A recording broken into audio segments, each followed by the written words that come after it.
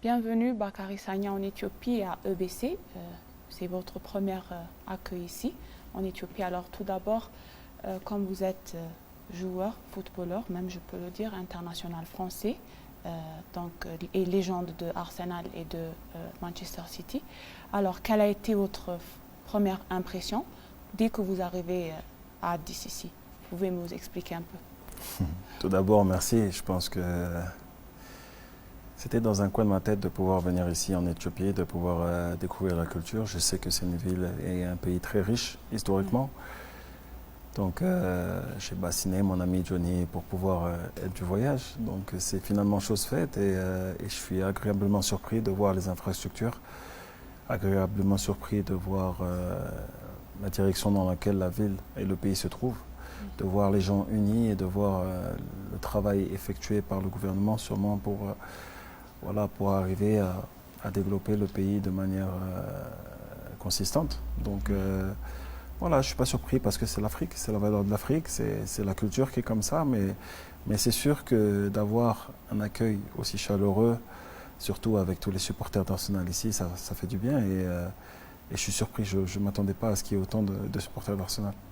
D'accord, alors une autre question à te demander. Comme tu sais, l'Éthiopie est le berceau du café, on cultive le café ici, c'est vraiment connu. As-tu déjà testé le café traditionnel éthiopien et quel est ton plat préféré dès que tu es venu en Éthiopie? Oui, oui, j'ai eu plusieurs coffee experience, Oui. comme je peux l'appeler, Oui. où j'ai pu tester les différents cafés, j'ai pu découvrir un petit peu plus aussi, parce qu'on a eu des expériences avec un monsieur qui nous a expliqué comment produire le café, comment transformer la graine en café et en solution buvante. Donc non, je suis pas naturellement un buveur de café, mais j'apprends à découvrir et surtout à découvrir les différentes saveurs. Et je vais sûrement repartir à la maison avec plusieurs sortes de café d'ici, que ce soit en tant que cadeau ou bien même pour moi-même. Je pense que j'ai découvert le plaisir de prendre le temps de prendre un bon café. Et je pense que c'est important de découvrir les richesses d'un pays. Et pas seulement. J'ai pu découvrir les richesses culinaires. Injera. J'ai vu Injera plusieurs fois à travers les réseaux sociaux, à travers ce que j'ai entendu aussi, parce qu'en discutant avec Johnny, il a valorisé la valeur de la cuisine éthiopienne. Donc j'ai pu goûter hier soir. C'est un petit peu épicé, mais j'aime épicé, donc ça m'a plu. Ça m'a plu. D'accord, donc on sait que tu représentes l'équipe de France avant, mais quand tu es de racines sénégalais, comment découvres-tu l'ambiance du peuple éthiopien comme tu viens ici en Éthiopie en se comparant avec les autres pays européens? Ouais, je suis né, j'ai grandi en Europe, c'est une culture différente, donc mes parents se sont toujours efforcés à ce que la culture africaine soit imprégnée en nous. Donc c'est quelque chose que je connais déjà, c'est une culture dans laquelle j'ai grandi, mes valeurs sont africaines avant d'être européennes. Donc de voir l'hospitalité ici en Éthiopie et en Afrique en général, c'est mon ADN, j'ai envie de dire. Donc je ne suis pas surpris de voir les gens qui sont prêts à tout pour donner d'eux-mêmes et âmes et corps pour donner aux gens, aux visiteurs, aux expats et aux gens qui visitent le pays la meilleure expérience possible. Donc honnêtement, que des énergies positives, pardon. À la minute où j'ai atterri, j'ai pu sentir la ferveur ici, que ce soit à l'aéroport, que ce soit dans la rue. L'interconnexion que j'ai eue avec les gens est magnifique. Donc honnêtement, je n'ai pas envie de dire que c'est surprenant parce que je m'attendais à ça, c'est l'Afrique. Mais de voir que c'est l'ADN d'un continent entier, ça fait du bien et je me sens à la maison ici. D'accord. Tu sais que la majorité des Éthiopiens sont des fans d'Arsenal. Arsenal. Ça aussi, c'est connu. Alors, tu as joué aussi pour l'équipe de France, Manchester City et Arsenal. Lequel as-tu plu le plus? C'est une question difficile. Je me suis senti le plus confortable à Arsenal. Oui. Je suis arrivé à Arsenal où le coach a eu un impact très positif sur mon intégration au football anglais. Je suis arrivé dans une équipe francophone. Je pouvais parler anglais, mais pas au niveau de mon anglais aujourd'hui. Donc c'était important d'avoir l'entourage et les joueurs qui puissent m'apporter ce soutien d'entrée dont j'avais besoin aussi pour comprendre le foot anglais. Et c'est pour ça aussi que dès la première année, j'ai eu un impact assez consistant sur l'équipe et dans ma carrière.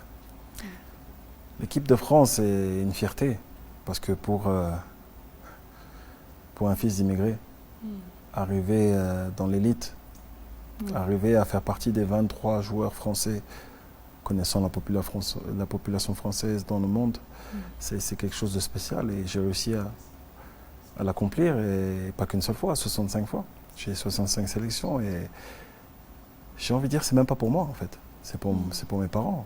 Est-ce que vous vous imaginez un Africain quitter l'Afrique, arriver dans un pays où il va devoir faire sa place, où il va devoir se faire respecter, où il va devoir faire tout ce qui est en ordre pour commencer à monter sa vie et voir son fils jouer et représenter l'équipe de France, c'est fort. Et c'est plus pour mes parents en fait que j'ai eu de la fierté. C'était un statement pour eux, c'était leur réussite avant d'être la mienne. Oui. Alors, as-tu des conseils à donner pour les jeunes joueurs africains? Comment ils doivent le faire pour les générations futures? Comment jouer bien au football? D'abord, l'éducation. Je pense que c'est le plus important de comprendre qu'il faut étudier.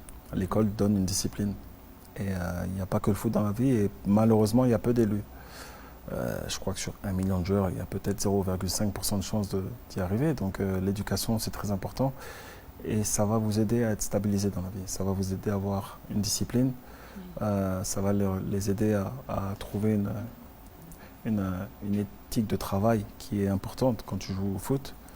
Ça va les aider à sortir de leur zone de confort aussi. Parce que malheureusement, tout le monde n'aime pas l'école, mais il faut comprendre que pour arriver à des fins, il faut savoir faire les choses qu'on n'aime pas. Donc même pour ceux qui n'aiment pas l'école, il faut quand même passer par là pour comprendre que avant d'arriver à quelque chose, il n'y a pas que le bon chemin.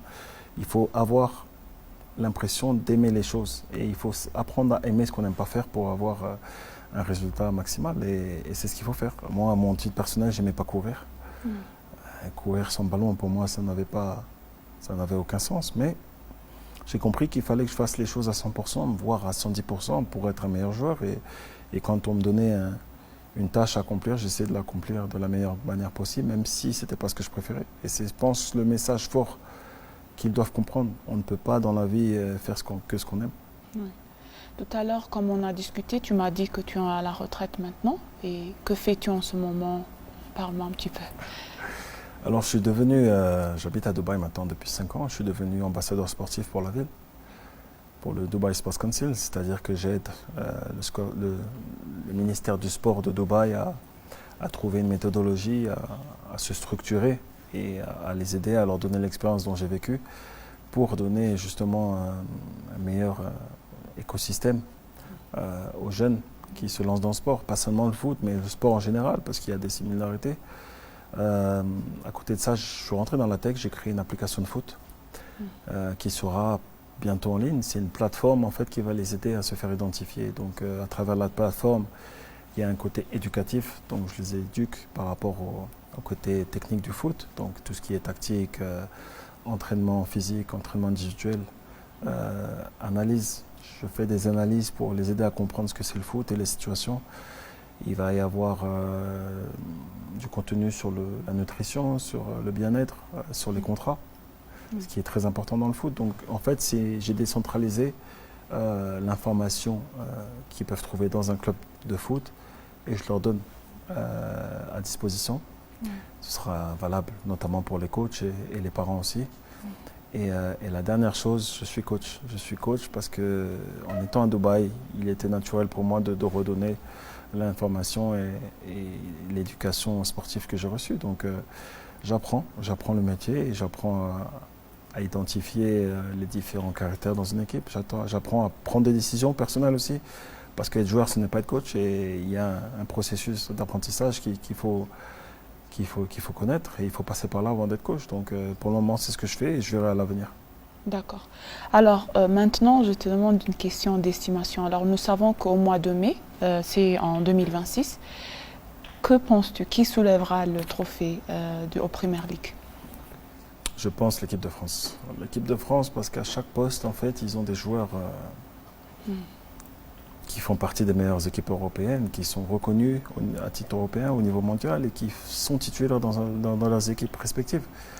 Donc c'est des joueurs qui sont valorisés au niveau respectif, au niveau national dans leurs équipes, mais au niveau international. Donc honnêtement, au jour d'aujourd'hui, je ne vois pas une équipe meilleure qu'eux au niveau individuel. Maintenant, le plus important, c'est arriver à briller au niveau collectif. C'est une équipe qui, si on prend les 10 dernières années, est la plus consistante. On est arrivé, on a fait le quart de finale du championnat du monde au Brésil.